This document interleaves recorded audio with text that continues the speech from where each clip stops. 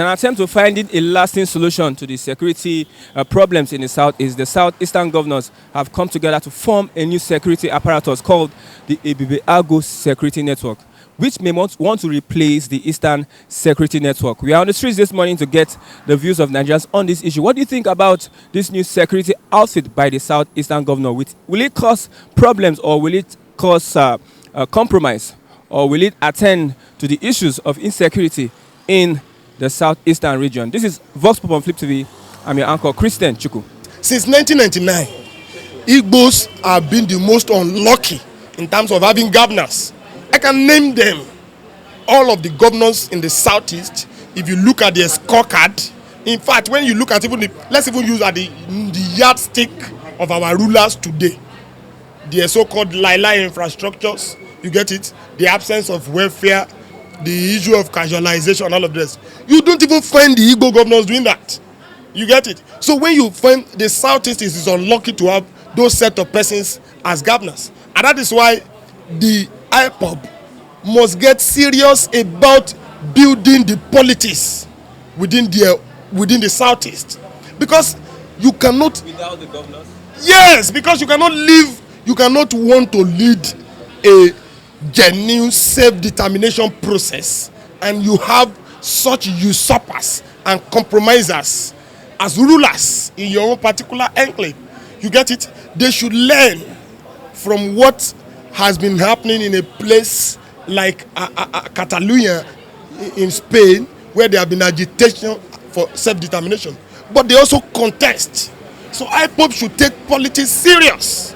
IPOB should come up with a pro-IPOB, a pro-self-determination political party. It does not mean that I'm supporting the self-determination they are talking about, because for me, I feel that the first thing to do is for the unity of all oppressed. IPOB, all of us will come together with revolution now and do the revolution first. It then makes divisions. It makes people governing self-governance more easy. It makes self-governance better. Makes self-governance more structural. Reflective of the people. Yes, I'm reflective of the people. But at this period, in fact, the major problem of the Biafra agitation are the governors of the Southeast. They are the ones that will compromise everything. And that is why they are creating a security network to counter the one IPOB have created. So it is to compromise IPOB. And that is why you find that a lot of mayhem have been happening in the Southeast today. Happily, many of these governors are pinpointing themselves, the politicians, because they already know that these persons are doing all of these things to compromise the Biafran agitation. It is a tactic, it's an old tactic with the Nigerian ruling class. They did it with the Niger Delta agitation. The genuine Niger Delta agitations were destroyed with the kidnapping-based Niger Delta agitators. So you find a situation where everybody now says, oh, the Niger Delta agitation is bad. They tried to do it with NSAS, tried to bring in some people who said they are protesting, but they are not really protesting. They are there to support the Nigerian ruling class. It's happened in the north. You understand? So what they are doing is to compromise the Biafran agitation. Give that security group a lifespan. The one by the governors themselves. You need to also give it the lifespan of when a governor of the Southeast tell you, I'm not a thief. You understand? How many minutes would you be able to dictate that governor is a thief? It's just a few minutes. So I give very few moments to such a security network. The governors in the East have not been able to undo insecurity for a very long time. It's just like Amotekun here in the South, is in the Southwest. It's a ruling class created security network. And what has come of it? Nothing. Everything they have been using it is to oppress the people. So Amotekun have not been able to liberate the people. Only jokers believe in such ruling class joke. Yeah, well, I don't know if the new security apparatus can actually replace the ESN, which was created by IPOB. I think the point must be made that both the IPOB and ESN are products of fundamental contradictions in the Nigerian Federation. That the Nigerian Federation is perceived to be absolutely unjust, to be structurally defective, and to be overbearing and oppressive in its relationship with the constituent parts of the Federation. The third marginalization of most working people, not only in the eastern part of Nigeria, even in the north, where the poor working people of the north have actually borne the brunt of massive insecurity.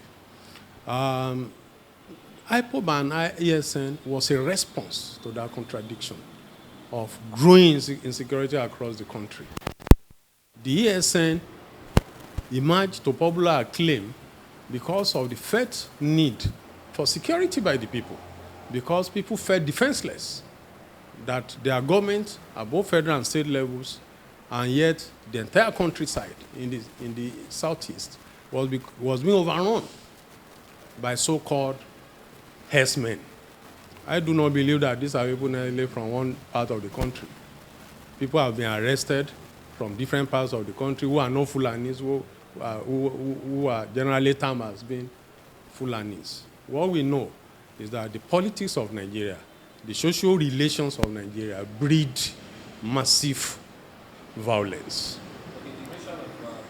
So the point being made is that you have politicians that actually create these militias and harm unemployed youth to muzzle political opposition. That's how Boko Haram started, if you remember. That's how the militias in the Nigeria were initially harmed, if you remember. And that's how even armed robbery suspects arrested in Kwara State, who confessed that it was a former governor actually. The politicians harm these people, but after election they can't disarm them, and they become a problem on the rest of us. The politician can no longer manage the situation. That's where you had the IPOB. Now, the same state governments, who directly or indirectly were responsible for this horrible state of affairs, now say they want to create another security outfit, apparently to counter the ESN.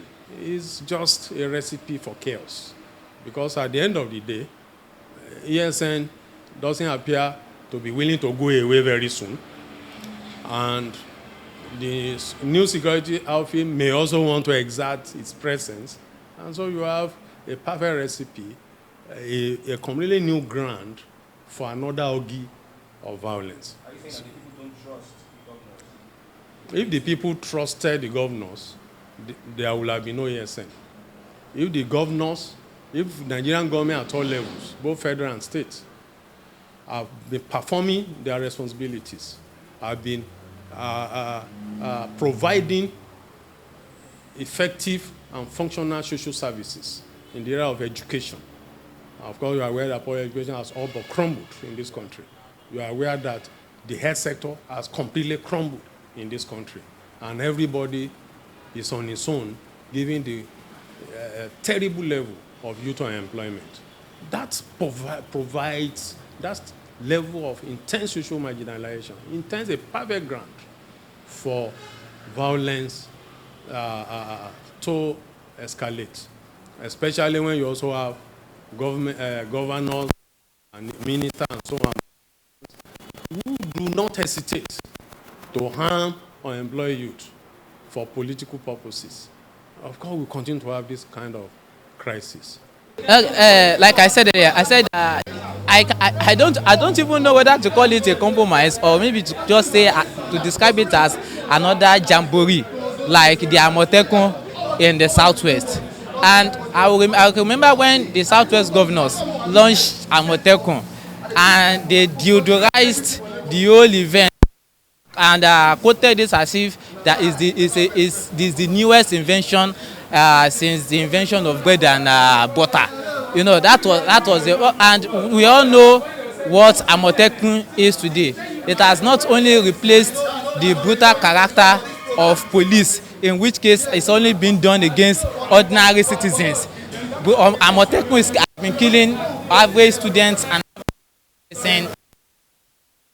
sometimes in Osun State, they are not performing the responsibility of actually catching criminals. Yes, why do we all have a Sunday Igboho led group going to say they are going after killer headsmen. Called Amotekun. And that the same is going to happen. It is the same fate because he said, see, this what these guys are doing has nothing to do with having the interest of their people at heart. In fact, if there is any reason, if there is any way to justify it, it is that this is the same Southeast governor. Remember, it was the Imo State governor that invited soldiers to come and kill people in his own state. He was one who invited people, soldiers to come and kill people in his own. How will you invite soldiers to come and kill your people and still claim that you are that you are actually interested in protecting the people? These are the same individuals. So these are the same individuals. The governor is a CS of his country, of the state. The truth of the matter is that if indeed they are interested in protecting, there is no need for this jamboree. The police can always do that. My name is Ayo Ademiluyi. I'm of the Movement for a Socialist Alternative and also the Secretary of Radical Agenda Movement in the Nigerian Bar Association. We need to get some premises very clear so that we arrive at the correct conclusion. If you look at the Eastern Security Network, funded by the indigenous people of Biafra, it was meant to be a more or less a self-defense organization in their self-determination struggle for Biafra. So it's a whole different pot of soup entirely. It's a ethnic self-defense organization, and it has a nationality coloration to it, which is to defend possibly the Biafran, the dream Biafran homeland, which is the territory and all that. Now, you recall what are the circumstances that led to the emergence of this Ebube that was declared yesterday by the Southeast governors. Is the fact that there was an attack on the police command headquarters in Imo State, and then the attack on the correctional center with about 1,587 inmates released unlawfully and all that. Now, the Eastern governors have the agenda of protecting the states. We need to get the two issues different, because when you say you have a nationality, it's different from the state. If people don't accept what the state is in a particular area, they may have a different nationality agenda. That is, we are Biafrans, we are fighting for Biafra. We don't accept Nigeria. We don't accept any government apparatus set up by Nigeria. And they are putting up a resistance to that. So it's a clearly different situation. So I think the follow-up question that we should now ask is that, are we going to see a clash of this Ebube and ESN in the coming period? That may not be too far from reality, because they have two diametrically opposed situations. And when you talk about security in this country, I think we think the way the people that govern us take security is different from the way the people our own security is being taken. I'll give you an example. A governor, for instance, go around with a lot of security details. Why you and I, we are not even, in fact, according to the UN standard, there should be a policeman to at least around 40 people. And you know the number of policemen in this country, the indices are even low. The conditions in which they live are low. So naturally, you cannot put something on nothing and expect it to stand. You cannot have unemployment. Unemployment has jumped now by 33.3%, according to National Bureau of Statistics. You cannot have, and even we say, even the 70-something% that is unemployed are underemployed. You have masters holders doing tellers in the bank. You have somebody that has a PhD that is doing content creation in his room and all that, trying to believe that he's making some money. How much is he making from that? He can only tell. So what we are having is that we have an explosive situation in our hands. Unemployment, poverty, according to the World Poverty Clock, Nigeria is the most poorest country in the world. It has overtaken India in that regard. So we need to confront our real issues. If we do not solve unemployment, if we do not solve poverty, there's no way. But on a final note, having now tested all these sections of the ruling elite, and they have failed us, what we are posing is that we the working people need a party of their own. We need a political voice of our own, through which we can pose an alternative to all this. Nigeria can be one. Well, the Nigeria can be one, can be won for who? That is the question. Is it Nigeria won for just the 1% richest of the rich, or Nigeria won for the 1% of 99% of all of us? For instance, those who are agitating now for Oduduwa Republic, Biafra Republic, and the Nigeria Republic are doing that within the confine of their fundamental rights. There is a right to self-determination. But the question you need to ask yourself is that in the so-called independent Oduduwa Republic, are you still going to have this ruling elite, this ruling class, ruining, different from ruling, ruining class still governing? As long as you have them in place, there's going to be problems. So what we need today is, first of all, a pan-Nigerian movement of all the oppressed people, workers across all ethnic tribes, to chase out from power the ruling and ruining elite.